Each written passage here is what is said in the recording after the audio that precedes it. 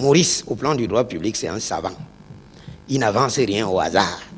Peut-être que je serai plus précis.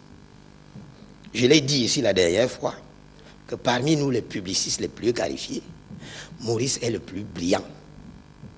Les considérations tribales et autres ne m'intéressent pas. Dans le paysage politique actuel au Cameroun, une effervescence préélectorale se fait ressentir alors que les regards se tournent vers les élections présidentielles de 2025. Parmi les acteurs qui suscitent l'attention, Maurice Kamto, le leader charismatique du mouvement pour la renaissance du Cameroun, MRC, émerge comme une figure potentiellement capable d'insuffler un vent nouveau dans le paysage politique. Maurice a été mon enseignant. Et dans ma tête, psychologiquement, et c'est valable pour tous les enseignants, je ne peux jamais être au-dessus de mon enseignant.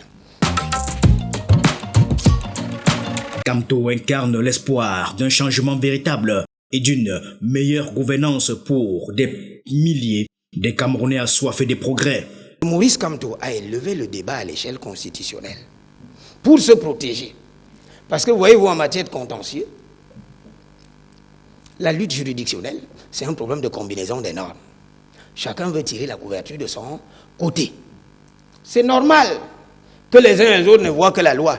Mais nous, les publicistes les plus qualifiés, nous voyons la Constitution. Le régime en place dirigé par Paul Biya depuis plus de 4 décennies est accusé de tendances dictatoriales. 41 ans d'errement, ça use les cerveaux et les esprits, même les plus brillants. Tout montre qu'il n'y a plus un commandant à bord du navire Cameroun et que seules des factions se servent des leviers de l'État au service de leurs propres ambitions. Les conséquences néfastes de cette gouvernance autoritaire se font ressentir dans tous les secteurs de la société camerounaise. Les citoyens endurent le fardeau écrasant de la pauvreté persistante, d'un taux de chômage alarmant et d'un accès limité aux services essentiels tels que l'éducation, les soins de santé. Ce pouvoir incompétent, qui choisit toujours les solutions de facilité, n'a pas trouvé mieux que de construire à coups de milliards des péages sur des routes inexistantes, alors qu'ailleurs, les péages font partie des infrastructures normales d'accompagnement des autoroutes. De plus, les libertés civiles sont étouffées et la corruption gangrène tous les échelons du pouvoir. Dans les grandes métropoles, il y a lieu de prendre en compte les mécontentements croissants d'une frange de la population face à la décrépitude des voiries urbaines, le délestage de l'énergie électrique. Face à ces défis colossaux, les experts politiques et analystes se sont engagés dans des débats animés quant à la capacité de Maurice Kamto à diriger le pays vers une gouvernance plus éclairée. Maurice Kamto est-il un phare d'espoir? Est-il un leader politique dynamique doté d'une vision claire pour sortir le Cameroun de l'impasse actuelle? On a vu le spectacle qu'il nous a livré en 2018, se proclamant élu, alors qu'il n'était même pas capable de produire devant l'opinion publique les différents procès-verbaux qui lui permettaient de faire une telle revendication.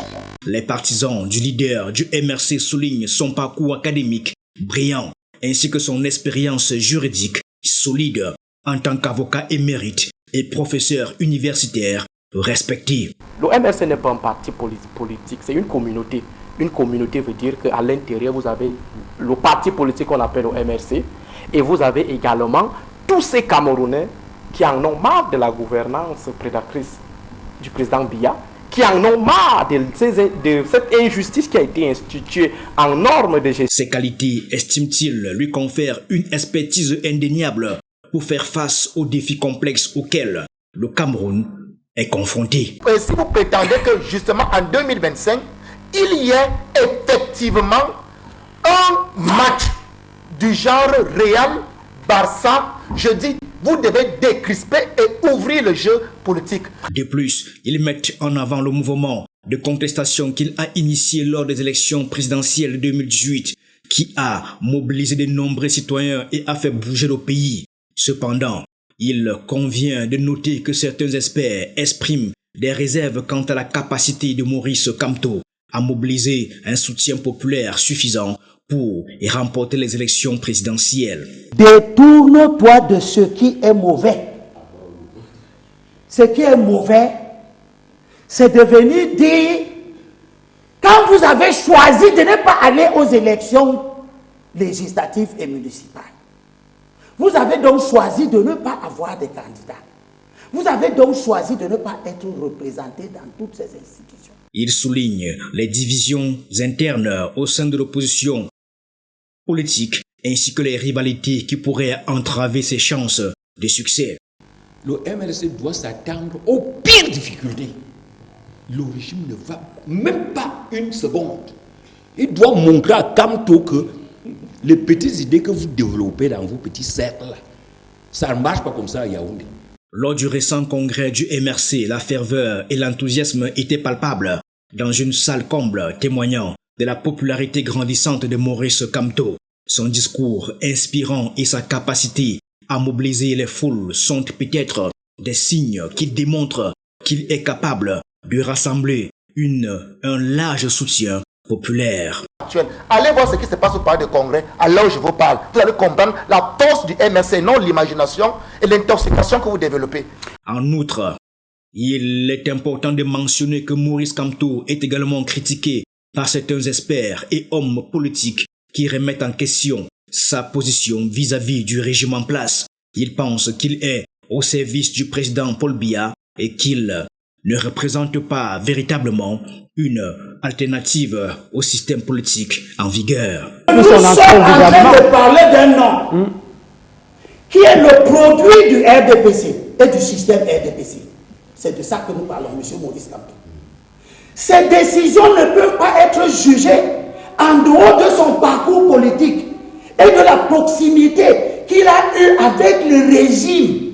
Dans ce contexte, les élections présidentielles de 2025 représenteront un moment décisif pour le Cameroun, offrant aux citoyens l'opportunité de se faire entendre et de choisir le candidat qu'ils estiment apte à répondre à leurs attentes et à conduire le pays vers un avenir meilleur. L'alinéa 122.2, 121.2 lui donne la possibilité d'aller aux élections, mais alors à condition de réunir les éléments d'un candidat indépendant. Et c'est là où nous rentrons dans la pratique politique, plus le droit, parce que ça sera extrêmement difficile. Le temps est venu pour l'opposition camerounaise de laisser de côté les divisions internes et les rivalités politiques afin de se concentrer sur l'objectif commun, offrir un avenir meilleur aux citoyens camerounais. Maurice Kamto incarne-t-il ce choix promoteur, portant sur ses épaules les espoirs et les aspirations d'un peuple qui aspire au changement? N'étant donc plus représenté à l'Assemblée nationale, comme le dit la loi, parce qu'effectivement, au moins c'est là où je rejoins Elimbi, ça a été une erreur monumentale de Maurice Kamto de n'avoir pas été à l'élection. Et c'est ça qui cause ce problème. Bon, maintenant il va aller à l'élection. Qu'est-ce qui a changé entre-temps? Rien. En formant un front uni, l'opposition a une chance réelle d'inverser le cours du régime actuel et d'établir une gouvernance plus démocratique, transparente et respectueuse des droits fondamentaux. Les élections présidentielles de 2025 représentent un moment décisif pour le Cameroun, une occasion unique de faire entendre la voix du peuple et d'apporter des changements positifs, durables. Qui va donner le lait à Maurice Kamto? Ça, on a déjà dit ça. Voilà. Qui va lui donner le lait? Et c'est là où je rejoins Elimbi Lobé. Mais j'ai dit au moins. Ça s'annonce rude pour lui. Mais c'est même quasiment impossible. Difficile. En conclusion, Maurice Kamto se présente comme le leader politique le mieux qualifié pour incarner l'espoir des milliers de Camerounais qui aspirent à un changement véritable. Son expérience, sa vision progressiste et son engagement sans faille en faveur de la démocratie font de lui le candidat idéal pour guider le Cameroun vers un avenir meilleur.